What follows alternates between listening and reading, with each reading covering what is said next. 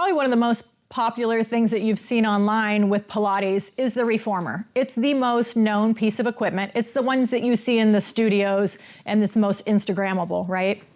So I think when people really fall in love with Pilates is when you get to put your legs in straps. And if there is a class where you're not putting legs in straps, there usually is a revolt. People think that it's just a nice stretch, but what we're really doing is, your hip is a true ball and socket joint. It's designed to move all directions. And so when you put the legs in straps and you get back to that neutral pelvis, the most ideal positioning of the pelvis, it allows the legs to move, if you've worked with me, like Barbie. So I have a Barbie doll in here, everybody asks about her, and she really shows what neutral pelvis is.